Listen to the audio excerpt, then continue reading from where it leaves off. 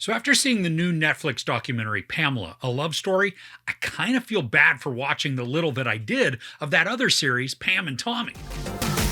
This is an intimate and humanizing portrait of one of the world's most famous blonde bombshells. Pamela, a love story, follows the trajectory of Pamela Anderson's life and career from small town girl to international sex symbol, actress, activist, and doting mother. What a raw and touchingly intimate documentary. And I'm not saying that facetiously either. Pamela Anderson grants filmmakers a ton of access to her life and story, and it's sad, heartbreaking, emotional, and then even hopeful. Through so much of this, as Pamela is being interviewed, she's on camera with no makeup, no soft or complimentary lighting. I mean, she's in a long flowy dress and a robe. And her hair, it's not messy, but it's not all done up either. She's very down to earth and grounded in this, coherently and calmingly telling us the details of her life, most of which was in the public eye, but not necessarily truthfully known. She's kept journals throughout the majority of her life, and when she comes across them in the documentary, she showcases some incredible transparency and tells the filmmakers they have full access to the journals. Now, she's not going to read them because of the trauma and the emotion that they could bring up, but the filmmakers have her full permission to read them and use them in the documentary. So then, throughout the rest of the almost 2-hour documentary, we hear a narrator read pertinent portions of the journals that match up with the period in time that's being shown and covered on camera. I mean, to be inside her head and be privy to her innermost thoughts is sometimes harrowing, and then it's also devastating. There are truths that are brought to light that showcase the immense trauma that she endured, not only as a child, but also as she moved into her teenage years. Now, I was sucked into this documentary. It's told in a very captivating way, and it never felt like some positive PR piece that was created in order to just puff up her persona or regain her notoriety. I mean, the Pam and Tommy show, that already did that.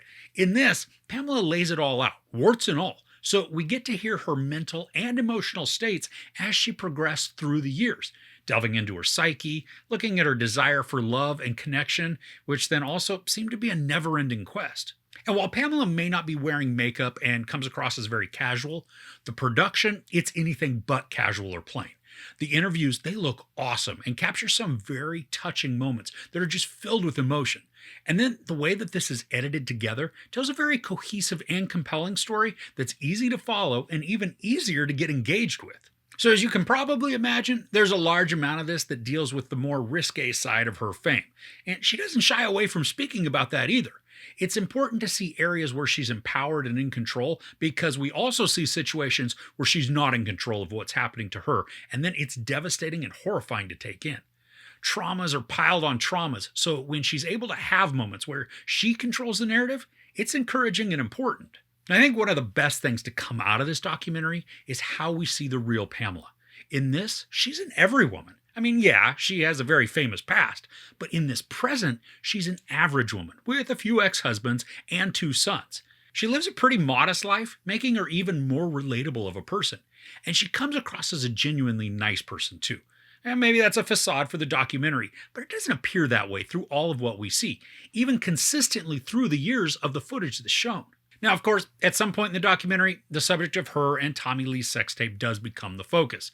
And while there's a lot that is encompassed in this portion, there's one point that absolutely put my jaw on the floor because of what was spoken to her. Now, in the course of a lawsuit that Pamela brought as a way to stop the illegal distribution of the stolen tape, a lawyer on the other side says something, and in court, mind you, just basically to the effect that because she's been naked in Playboy, that to have a sex tape in circulation, it's not really that big of a deal. What the crap? I mean, there is a massive difference in choosing to show your body off in one way and then having something private stolen and then made public.